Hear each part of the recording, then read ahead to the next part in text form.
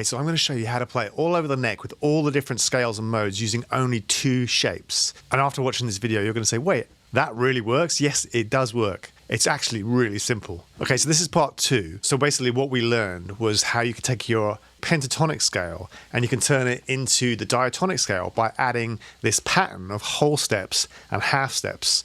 And this little formula, you've got to learn it. It's the foundation of music theory. And the formula is whole, whole, half, whole, whole, whole, half. Once you can superimpose that formula onto your pentatonic scales, it really opens up the fretboard. And you can do that all across all your pentatonic patterns. So in pattern 1, this one,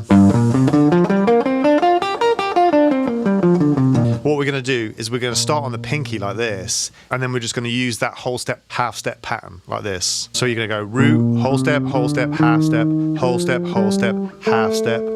So if you look on the diagram there, you'll see the black notes are all the pentatonic notes, and then the white notes are the ones we're adding in. So you're taking this and turning it into this. So when you do the whole thing, it ends up like this. And what that does is it gives you a minor scale superimposed over the minor pentatonic scale. And then you do the same thing in pattern 2. So here's pattern 2 of the pentatonic scale.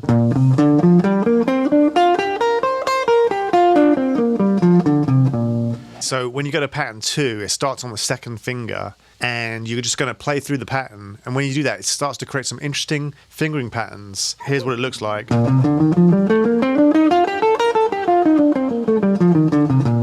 So when you're going to go through this, what you do is you end up with 2 different fingering patterns. So let me show you them. So it's this pattern here, where you use your 1st, 3rd, and 4th fingers. And then the other pattern is this one, where you use your 1st, 2nd, and 4th fingers. And that's it. That's all you need to know. And we're going to map out the whole fretboard using those 2 patterns. So in pattern 1, the basic pentatonic pattern, we can turn that into a diatonic scale by doing this fingering. And I'm going to call this fingering the minor pattern. So it's the 1, 3, 4 pattern. Because when you play this pattern anywhere on the neck, starting with the root on your 1st finger, it gives you the sound of a minor scale. So for example,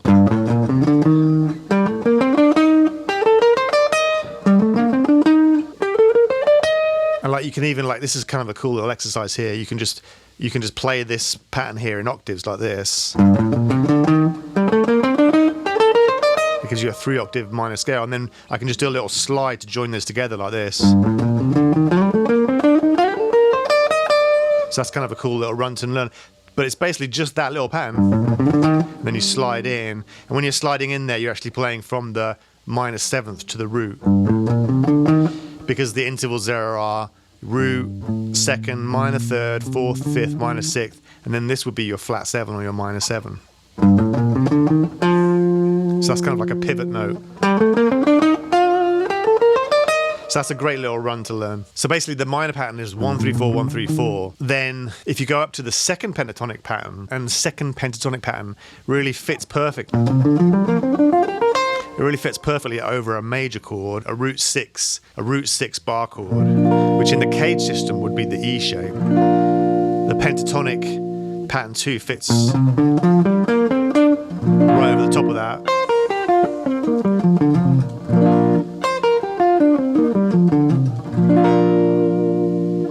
So the way you turn this into a diatonic scale is you're going to use the fingering 1, 2, 4, 1, 2, 4. And I'm going to call that pattern the major pattern.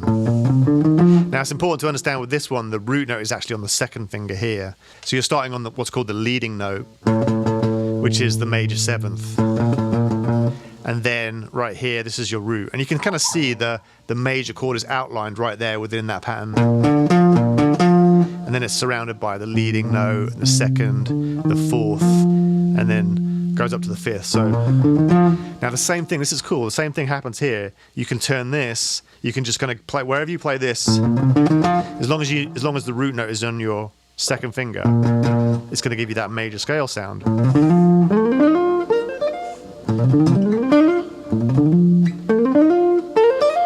So you can do the same thing there. You can play that pattern. There's your root. So you pivot here. This is actually the major 6th because that pattern starts on the leading note on the 7th. So there's your pivot note. Slide up. So that's a great major run there. Just this the major pattern, 1, 2, 4 twice, pivot, slide, 1, 2, 4 twice, slide up again. So that's a nice little major run, and wherever you play that on the fretboard, it's going to give you that major sound. So basically we end up with two patterns. You got the minor pattern, and then you got the major pattern. All right, so that's all you need to know. Now there's a certain sequence that pattern always goes in, and it's always across, and it's all across the neck, and it goes like this. So if you start on the minor form, it's always going to be two minors together like this. And then on the next string, you're just going to do this pivot where you do a whole step back to the root like this. So the minor pattern is always going to be twice, followed by this little whole step right here, which we're going to call the connection. And then you're going to go into the major pattern, which is always played twice, and then back to the minor again. So you go minor, whole step connector, then the major pattern, which is 1, 2, 4, you do that twice, and then the minor pattern again. Now remember, the sixth string and the first string are the same, so whatever you play on the sixth string, it's going to be the same pattern on the first string as well. It's actually 2 octaves higher, but it's still an E string, so it's the same note names. So really all you have to worry about is 5 strings. I know I said there's only 2 patterns, but really there is only 2 patterns, but there's always this little connector here where you've got a whole step somewhere within that. Okay, so basically for the first diatonic pattern that's superimposed over the pattern 1 of the pentatonic, it's going to go 1, 3, 4, 1, 3, 4, 1, 3, 1, 2, 4, 1, 2, 4, 1, 3, 4, like that. Now let's take a look at pattern 2. This is the one that fits over the major chord, so it's perfectly aligned with that chord. So this one's going to start with the major pattern twice, and then you're going to play the minor pattern twice. Then it's the single step connector, and then back to the major pattern again. So it's major twice, minor twice, connector, and then back to the major again. So it's 1, 2, 4, 1, 2, 4, 1, 3, 4, 1, 3, 4, 2, 4, 1, 2, 4. Okay, now here is where it starts to get really interesting. So the next one is pattern 3 of the pentatonic scale. I'm actually going to skip that pattern, and I'll tell you why in just a minute, but I'm going to jump right over to pattern 4 of the pentatonic scale. And the reason I'm doing this is because pattern 4, in my mind, I kind of call it the secondary blues box. And the reason why is because when you're doing solos, you're almost going to always jump between pattern 1 and pattern 4, because that's where all the cool notes are, that's where all the cool licks are. And when you're kind of, you'll start, oftentimes you'll start in pattern 1, and then you'll jump up to pattern 4 right here. Do your Jimmy Page licks will be right there in pattern 4. Now the reason why is because pattern 1, if you're playing over bar chords or minor chords, pattern 1 is aligned with a root 6 bar chord. And then pattern 4 is aligned with a root 5 minor chord or power chord. Now if you look at those patterns, they're actually the same. Pattern 1 and pattern 4 are the same.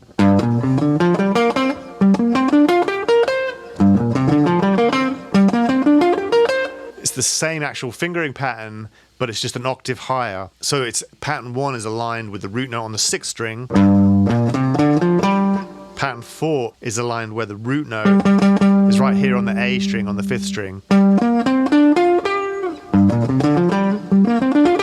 So those are a great place to kind of anchor your solos because of the root notes.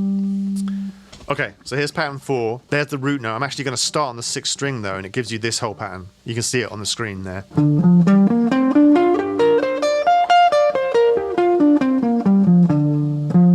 There's your root.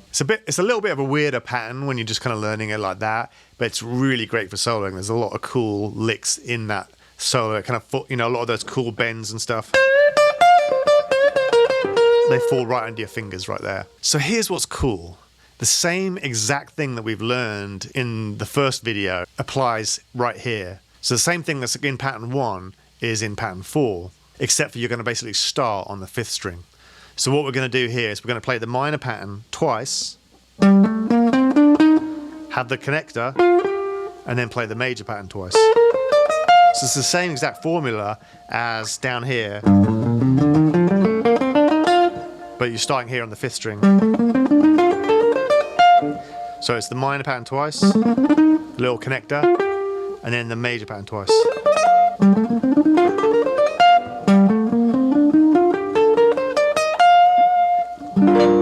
And it fits perfectly over that root 5 chord.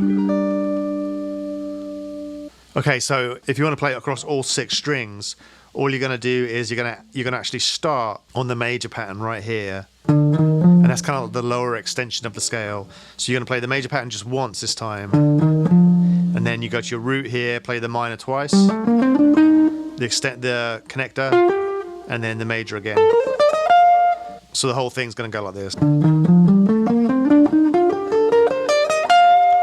Alright, so let's take a look at the next one, which is pattern 5. So pattern 5 of the pentatonic scale, if you're in G minor, would go like this.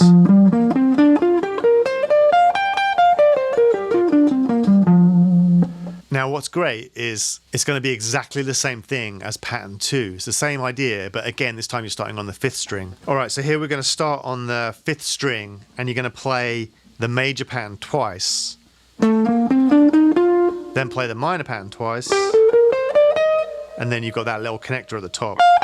So this pattern, if you play the whole thing, it starts with the whole step connector, and then you got the major pattern twice, the minor pattern twice, and then the whole step again.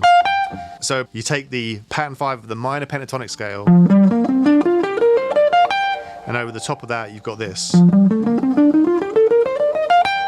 Okay, so now you've got pattern 1, which is the basic pentatonic scale. And to turn that into a diatonic, you're going to use the minor pattern twice, connector, major pattern twice. And then its kind of cousin is up here, which is pattern 4. There's the root note, and it's the same pattern. And to add in the lower extension on the 6th string, you start on the major pattern, then you play, there's your root, you play the minor pattern twice, connector, then the major pattern twice. Okay, then you got pattern 2 down here.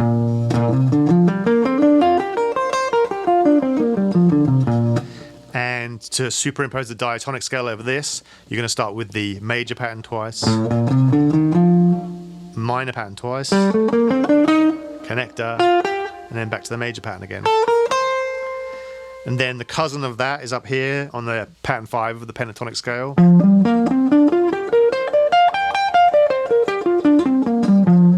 And then you're going to start right here on the 5th string, and you're going to play the major pattern twice, the minor pattern twice, and then you've got the whole step connector there. And if you play the whole across all 6 strings, it starts on the connector, whole step, and then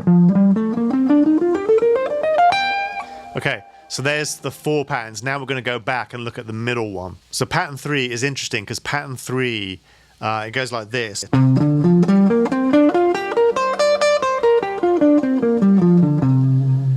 Which is a great pattern.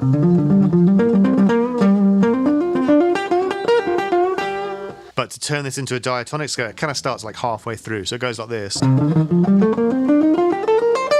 So you start on the minor form, where you just play it once, and then you play the single step connector, and then you go through your major, the minor, so it's the major twice, the minor twice. And the reason for that is basically pattern 3 is essentially associated where the root note is on the 4th string. So for example, if you're in the cage system, pattern 1 is kind of essentially around the G shape. And then pattern 2 would be associated with the E shape. And then pattern 3 would be associated with the D shape like this. So you can see it right there. So basically your root note is right there. So you've got there's your root note, there's your leading tones, you've got the major pattern twice, and then the minor pattern twice. So if you look at, so you could think of it as an upper extension from pattern 2.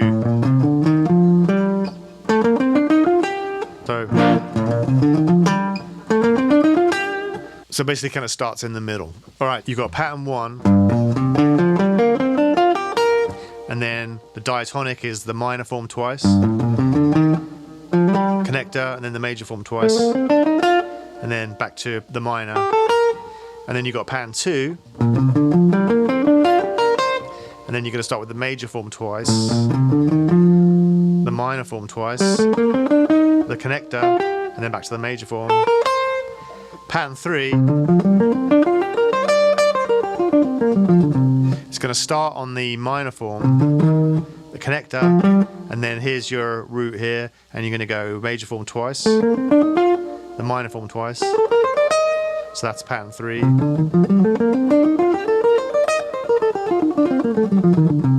And then you've got pattern 4, which is, here's your root note for pattern 4, it's on the 5th string, and we'll start with the kind of lower extension here, so you're going to do the major form, then the minor form twice, connector, the major form twice, and then you've got pattern 5,